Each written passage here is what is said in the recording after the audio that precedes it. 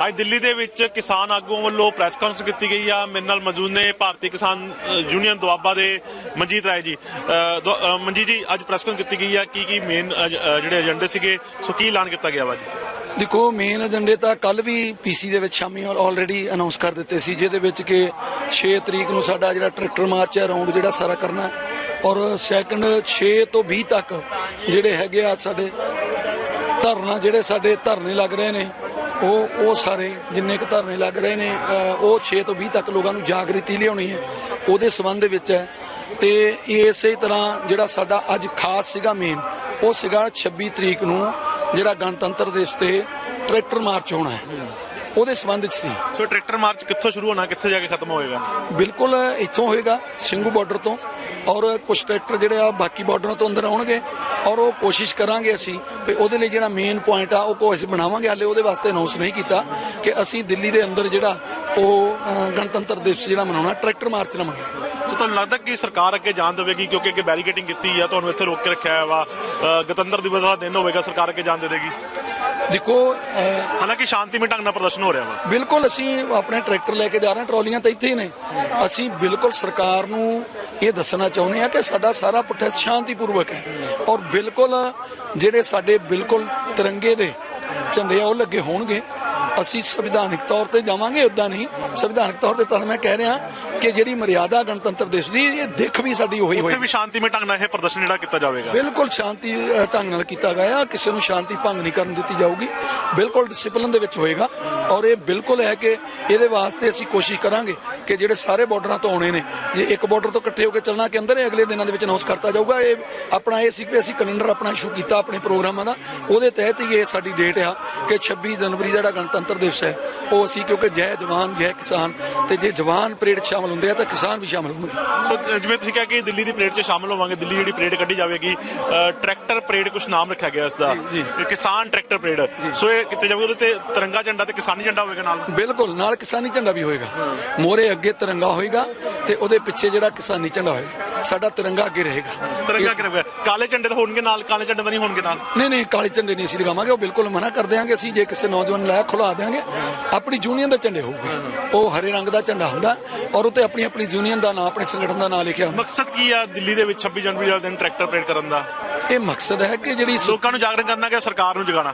ਸਰਕਾਰ ਨੂੰ ਜਗਾਉਣਾ ਜੀ, ਔਰ ਲੋਕਾਂ ਦਾ ਮਨੋਬਲ ਵਧਾਉਣਾ ਕਿ ਅੱਜ ਦੇਖੋ ਇੱਕ ਜਿਹੜਾ ਪੂਰੇ ਭਾਰਤ ਦਾ ਕਿਸਾਨ ਹੈ, ਉਹ ਵੀ ਅੱਜ ਜਿਹੜਾ ਇਸ ਆਜ਼ਾਦੀ ਦੀ ਜਿਹੜੇ ਦਿਵਸ ਹੈਗੇ ਉਹਨਾਂ ਦੇ ਵਿੱਚ ਸ਼ਾਮਲ ਹੈ। ਮਨਜੀਤ ਜੀ, ਅੱਜ 38 ਦਿਨ ਜਿਹੜੇ ਆ ਹੋ ਚੱਲੇ ਨੇ ਕਿਸਾਨੀ ਅੰਦੋਲਨ ਨੂੰ, ਸੋ ਲੱਗਦਾ ਕਿ ਸਰਕਾਰ ਹੁਣ ਝੁਕੇਗੀ ਆਉਣ ਵਾਲੇ ਸਮੇਂ 'ਚ?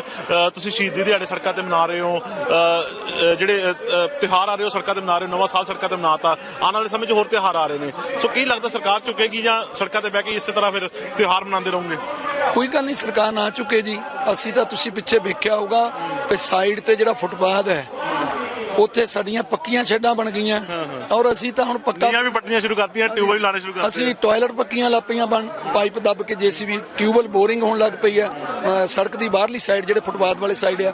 ਔਰ ਅਸੀਂ ਬਿਲਕੁਲ ਇਸ ਗੱਲ ਦੀ ਤਿਆਰੀ ਕਰ ਲਈ ਆ ਵੀ ਹੁਣ ਜਿੰਨਾ ਚਿਰ ਚੱਲੇਗਾ। ਇਹ ਤਾਂ ਸਰਕਾਰ ਵਾਸਤੇ ਮੈਂ ਕਹਾਂਗਾ ਕਿ ਪੰਜਾਬੀ 'ਚ ਕਹੀਏ ਕਿ ਸ਼ਰਮ ਵਾਲੀ ਗੱਲ ਹੈ ਕਿ ਅੱਜ ਜੇਕਰ ਇਹ ਸਰਕਾਰ, ਐਡੀ ਵੱਡੀ ਸਰਕਾਰ ਜਿਹੜੀ ਆ ਭਾਰਤ ਸਰਕਾਰ, ਵੱਡੀ ਸਰਕਾਰ, ਵੱਡਾ ਲੋਕਤੰਤਰ ਹੈ, ਔਰ ਜਿਹੜੀ ਇਹਦੀ ਸੈਨਾ ਹੈ ਵੱਡੀ ਮੰਨੀ ਜਾਂਦੀ ਹੈ, ਪਰ ਅੱਜ ਜਿਹੜਾ ਇੱਥੇ ਦਾ ਕਿਸਾਨ ਹੈ ਇਹ ਜੈ ਜਵਾਨ ਜੈ ਕਿਸਾਨ ਦਾ ਨਾਅਰਾ ਤਾਂ ਲਾਉਂਦੇ ਨੇ, ਪਰ ਅੱਜ ਜਿਹੜਾ ਕਿਸਾਨ ਆ ਉਹ ਸੜਕਾਂ ਤੇ ਬੈਠਾ, ਔਰ ਕਿਤੇ ਨਾ ਕਿਤੇ ਕਹਿ ਦਿਓ ਵੀ ਸਰਕਾਰ ਜਿਹੜੀ ਆ ਇਹਨਾਂ ਦੇ ਕਬਜ਼ੇ ਤੋੜਨੇ 'ਚ ਵੀ ਸਫਲ ਹੈ, ਕਿਉਂਕਿ ਇਹਨਾਂ ਦੀ ਗੱਲ ਨਹੀਂ ਮੰਨ ਰਹੀ। ਤੇ ਇਸ ਵੇਲੇ ਕਿਸਾਨ ਜਿਹੜਾ ਹਾਈਵੇ ਤੇ ਕਬਜ਼ੇ ਕਰਕੇ ਬੈਠਾ ਹੈ। ਬਾਰ-ਬਾਰ ਇਹੀ ਕਿਹਾ ਜਾਂਦਾ ਕਿਸਾਨ ਸਿਰਫ ਜਿੱਤ ਵੱਲ ਜਾ ਰਿਹਾ ਵਾ, ਲਗਾਤਾਰ ਜਿੱਤ ਵੱਲ ਅੱਗੇ ਵਧ ਰਿਹਾ ਵਾ, ਔਰ ਕੁਝ ਸਮਾਂ ਹੋਰ ਆ ਜਿੱਤ ਹਾਸਲ ਕਰਕੇ ਵਾਪਸ ਪਰਤੇਗਾ। ਸੋ ਲੱਗਦਾ ਸਰਕਾਰ ਝੁਕੇਗੀ? ਅਗਰ ਝੁਕੇਗੀ, ਜਿੱਤ ਹਾਸਲ ਹੋਵੇਗੀ, ਤਾਂ ਸਰਕਾਰ ਇੰਤਜ਼ਾਰ ਕਿਸ ਦਾ ਕਰਦੀ ਆ? ਇੰਨੀਆਂ ਮੌਤਾਂ ਹੋ ਚੁੱਕੀਆਂ ਨੇ। ਦੇਖੋ, ਜਿੱਤ ਵੱਲ ਇਸ ਤਰ੍ਹਾਂ ਆਖਿਆ ਜਾ ਰਿਹਾ, ਇਹ ਜਿੱਤ ਹੁੰਦੀ ਹੈ ਕਿ ਅੱਜ ਅੰਦੋਲਨ ਨੂੰ 38ਵਾਂ ਦਿਨ ਹੈ ਔਰ ਬਿਲਕੁਲ ਸ਼ਾਂਤੀਪੂਰਵਕ ਹੈ, ਇਹਨੂੰ ਜਿੱਤ ਮੰਨ ਸਕਦੇ ਹਾਂ। ਔਰ ਦੂਸਰੀ ਜਿੱਤ ਇਹਨੂੰ ਮੰਨ ਸਕਦੇ ਹਾਂ ਕਿ ਸਰਕਾਰ ਨੇ ਅਜੇ ਲਿਖਤੀ ਤਾਂ ਨਹੀਂ ਦਿੱਤਾ, ਪਰ 2 ਜਿਹੜੀਆਂ ਮੰਗਾਂ ਚੋਂ ਮੰਨ ਲਈਆਂ, ਇਹ ਜਿੱਤ ਵੱਲ ਹੀ ਹੈ। ਔਰ ਦੂਸਰੀ ਗੱਲ ਹੈ ਕਿ ਸਰਕਾਰ ਪਹਿਲਾਂ ਅੱਤਵਾਦੀ ਕਹਿੰਦੀ ਸੀ, ਹੁਣ ਇਹਨਾਂ ਅੱਤਵਾਦੀਆਂ ਨਾਲ ਖਾਣਾ ਸ਼ੁਰੂ ਕਰਤਾ, ਤੇ ਇਸ ਕਰਕੇ ਜਿੱਤ ਵੱਲ ਹੈ। ਜਿਹੜੇ ਰਾਜਨਾਥ ਜੀ ਕਹਿ ਰਹੇ ਨੇ ਕਿ ਇਹਨਾਂ ਨੂੰ ਕਿਸਾਨ ਆਖੋ, ਅੱਤਵਾਦੀ ਨਾ ਆਖੋ, ਇਹ ਜਿੱਤ ਵੱਲ ਹੈ।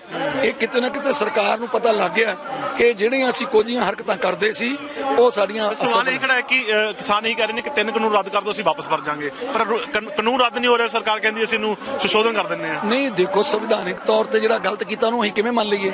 ਇਹ ਤਾਂ ਉਹਨੂੰ ਸਮਝਾਉਣ ਨਾ ਜਿਹਨੂੰ ਪਤਾ ਨਹੀਂ। ਸਾਡੇ ਕੋਲ ਦੇਖੋ ਬਾਰ ਕੌਂਸਲਾਂ, ਪੂਰੇ ਭਾਰਤ ਦੀਆਂ ਬਾਰ ਕੌਂਸਲਾਂ ਕਹਿ ਸਕਦੇ ਸਾਡੇ ਪੱਖ 'ਚ ਆ ਗਈਆਂ। ਜਿਹੜੀ ਚੰਡੀਗੜ੍ਹ ਦੀ ਬਾਰ ਕੌਂਸਲ, ਹਰਿਆਣੇ ਦੀ ਬਾਰ ਕੌਂਸਲ, ਸਭ ਤੋਂ ਵੱਡੀ ਬਾਰ ਕੌਂਸਲ ਦਿੱਲੀ ਦੀ ਸੁਪਰੀਮ ਕੋਰਟ ਦੀ ਹੈ, ਉਹ ਸਾਡੇ ਪੱਖ 'ਚ ਆ ਗਈ। ਤੇ ਇਹ ਵੀ ਗੱਲ ਐਂ ਕਿ ਪੜ੍ਹਿਆ ਲਿਖਿਆ ਨੌਜਵਾਨ, ਚਾਹੇ ਵਕੀਲ ਆ, ਚਾਹੇ ਪੁਲਿਸ ਅਫਸਰ ਆ, ਚਾਹੇ ਕੋਈ ਵੀ ਮੁਲਾਜ਼ਮ ਆ, ਉਹ ਤੁਹਾਡੇ ਨਾਲ ਖੜਾ ਵਾ। ਸਰਕਾਰ ਕਹਿੰਦੀ ਕਿਸਾਨ ਨੂੰ ਪਤਾ ਹੀ ਨਹੀਂ, ਕਿਸਾਨ ਪੜ੍ਹਿਆ ਨਹੀਂ ਹੈਗਾ। ਇਹ ਵੇਖੋ ਨਾ, ਇਹ ਤਾਂ ਹੁਣ ਸਰਕਾਰ, ਅਸੀਂ ਤਾਂ ਉਹਨਾਂ ਨੂੰ ਕਿਹਾ ਸੀ ਜਿਸ ਦਿਨ ਉਹਨਾਂ ਨੇ ਦਿੱਲੀ ਦੇ ਜਿੰਨੇ ਸਾਡੇ ਵਕੀਲ ਨੇ ਉਹਨਾਂ ਨੇ ਪਰੇਡ ਕੀਤੀ ਹੈ ਦਿੱਲੀ ਦੇ ਵਿੱਚ, ਅਸੀਂ ਉਹਨਾਂ ਨੂੰ ਕਿਹਾ ਵੀ ਤੁਸੀਂ ਤਾਂ ਕਿਸਾਨ ਨੂੰ ਕਹਿੰਦੇ ਪਤਾ ਨਹੀਂ। ਲਓ ਹੁਣ ਜਿਹੜੇ ਰੋਜ਼ ਕਾਨੂੰਨ ਦੀਆਂ ਘੁੰਡੀਆਂ ਲੱਭਦੇ ਨੇ, ਤੋੜਦੇ ਮਰੋੜਦੇ ਨੇ ਕਾਨੂੰਨ, ਉਹਨਾਂ ਨੂੰ ਸਮਝਾਓ, ਉਹ ਤੁਹਾਨੂੰ ਸਮਝਾਉਣਗੇ ਵੀ ਕਿੱਥੋਂ ਗਲਤ ਹੈ। ਔਰ ਉਹਨਾਂ ਨੇ ਸਾਨੂੰ ਦੱਸਿਆ ਕਿ ਇਹ ਸੰਵਿਧਾਨਕ ਤੌਰ ਤੇ ਗਲਤ ਹੈ। ਕਿੰਨਾ ਸਮਾਂ ਲੱਗੇਗਾ ਕਾਨੂੰਨ ਰੱਦ ਹੋਣ ਨੂੰ, ਔਰ ਇੰਤਜ਼ਾਰ ਕਿਸ ਚੀਜ਼ ਦਾ? ਜਿੰਨਾ ਮਰਜ਼ੀ ਸਮਾਂ ਲੱਗੇ। ਤੇ ਲੜਾਈ ਹੈ ਜ਼ਿੰਦਗੀ ਮੌਤ ਦੀ। ਜ਼ਿੰਦਗੀ ਮੌਤ ਦੀ ਲੜਾਈ ਇਸ ਕਰਕੇ ਹੈ, ਜੇ ਅਸੀਂ ਇਸ ਕਾਨੂੰਨ ਨੂੰ ਮੰਨ ਕੇ ਚੱਲ ਜਾਂਦੇ ਸਾਡੀ ਮੌਤ ਹੈ, ਤੇ ਜੇਕਰ ਇਹਨੂੰ ਵਾਪਸ ਕਰਾ ਕੇ ਜਾਂਦੇ ਸਾਡੀ ਜ਼ਿੰਦਗੀ ਹੈ। ਤੇ ਫਿਰ ਇਹ ਜਿੰਨਾ ਚਿਰ ਕਾਨੂੰਨ ਵਾਪਸ ਨਹੀਂ ਹੁੰਦੇ ਆਪਣੀ ਜ਼ਿੰਦਗੀ ਪ੍ਰਾਪਤ ਕਰਕੇ ਜਾਵਾਂਗੇ, ਮੌਤ ਵੱਲ ਕਿਹੜਾ ਜਾਏਗਾ? ਇਸ ਕਰਕੇ ਜ਼ਿੰਦਗੀ ਮੌਤ ਦੀ ਲੜਾਈ ਹੈ, ਇਹ ਬਿਲਕੁਲ ਨਹੀਂ ਵਾਪਸ ਮੁੜਾਂਗੇ ਅਸੀਂ। ਮੌਤ ਵੱਲ ਨਹੀਂ, ਜ਼ਿੰਦਗੀ ਅੱਗੇ ਵਧਾਉਣ ਵੱਲ ਜਾਵਾਂਗੇ। ਲਾਈਫ ਦਾ ਸਵਾਲ ਹੈ, ਆਪਣੀ ਲਾਈਫ ਨੂੰ ਅੱਗੇ ਸਕਸੈਸਫੁਲ ਬਣਾਉਣ ਦਾ ਸਵਾਲ ਹੈ। ਇਸ ਕਰਕੇ ਕਦੇ ਪਿੱਛੇ ਨਹੀਂ ਮੁੜਾਂਗੇ। ਸਮਾਂ ਕਿੰਨਾ ਕੁ? ਜਿੰਨਾ ਮਰਜ਼ੀ। ਅਸੀਂ ਤਾਂ ਇਹ ਕਿਹਾ ਕਿ ਅਸੀਂ ਪੱਕੇ ਬੋਰ ਕਰਤੇ, ਪੱਕੀਆਂ ਛੱਡਾਂ ਪਾਤੀਆਂ, ਇਹ ਤੇ ਹੁਣ ਇਹਨਾਂ ਦੇ ਨਾਂ ਵੀ ਰੱਖ ਦੇਣੇ ਆ, ਇਹ ਮਹੱਲੇ ਇਹਨਾਂ ਦੇ ਬਣ ਜਾਣੇ ਆ। ਸਾਰੇ ਪਿੰਡ ਪਹੁੰਚੇ ਨੇ ਜਿਹੜੇ ਬਾਰਡਰਾਂ ਤੇ, ਬਾਰਡਰ ਤਾਂ ਨਾ ਬਣ ਗਏ, ਉਹ ਸਟੇਟਾਂ ਹੋ ਗਈਆਂ ਸਾਡੀਆਂ, ਹਨਾ? ਜਿੰਨੇ ਬਾਰਡਰ ਇਹ ਸਟੇਟਾਂ ਹੋ ਗਈਆਂ, ਤੇ ਹੁਣ ਇਹ ਸਟੇਟਾਂ ਦਾ ਬਾਰਡਰ, ਟਿਕਰੀ ਬਾਰਡਰ, ਸਟੇਟ ਬਣਾ ਇਹ ਸਟੇਟਾਂ ਹੋ ਗਈਆਂ, ਹਨਾ ਜੀ? ਪਲਵਲ ਬਾਰਡਰ, ਹਨਾ? ਤੇ ਉਹ ਜੈਪੁਰ ਵਾਲਾ ਬਾਰਡਰ ਜਿਹੜਾ, ਹਨਾ? ਉਹ ਬਾਰ-ਬਾਰ ਜਦੋਂ ਕਿਸਾਨਾਂ ਨਾਲ ਗੱਲਾਂ ਕਰਦੇ ਨਾ, ਅਸੀਂ ਕਿਸਾਨ ਕਹਿੰਦੇ ਬਸ ਆਧਾਰ ਕਾਰਡ ਬਣਨੇ ਰਹਿ ਗਏ। ਹਾਂ, ਇਹ ਸਾਡੀਆਂ ਸਟੇਟਾਂ ਹੋ ਗਈਆਂ ਜੀ, ਹਨਾ? ਇਸ ਤਰ੍ਹਾਂ ਸਾਡੀਆਂ ਸਟੇਟਾਂ ਹੋ ਗਈਆਂ। ਤੇ ਹੁਣ ਆ ਜਿਹੜੇ ਆ, ਜਿੰਨਾ ਲੰਬਾ ਅੰਦੋਲਨ ਜਾਵੇਗਾ ਸਰਕਾਰ ਵਾਸਤੇ ਮੁਸ਼ਕਿਲ ਆ, ਬਿਲਕੁਲ ਮੁਸ਼ਕਿਲ ਆਏਗੀ। ਜਿਹੜੀ ਸਰਕਾਰ ਦੀ ਰਾਜਨੀਤਿਕ ਜ਼ਮੀਨ ਹੈ ਉਹ ਖੁੱਸਣੀ ਸ਼ੁਰੂ ਹੋ ਗਈ। ਤੁਸੀਂ ਪਟਨੇ 'ਚ ਦੇਖੋ ਕਿੱਡਾ ਕਿਸਾਨਾਂ ਦਾ ਇਕੱਠ ਹੋਇਆ, ਨਹੀਂ ਲਾਠੀ ਭਰਾਈ ਉੱਥੇ, ਔਰ ਜਿੰਨਾ ਲੋਕਾਂ ਨੂੰ ਕੁੱਟਦੇ ਹੁੰਦੇ ਇਹਨਾਂ ਨੂੰ ਇਹ ਪਤਾ ਨਹੀਂ ਵੀ ਅੰਗਰੇਜ਼ਾਂ ਨੇ ਜਿੰਨੇ ਜ਼ੁਲਮ ਕੀਤੇ ਉਨੀ ਲੋਕ ਜਿਹੜੇ ਆ ਗਦਰੀ ਬਾਬੇ ਵਧੇ, ਆਜ਼ਾਦੀ ਵੱਲ ਨੂੰ ਵਧੇ।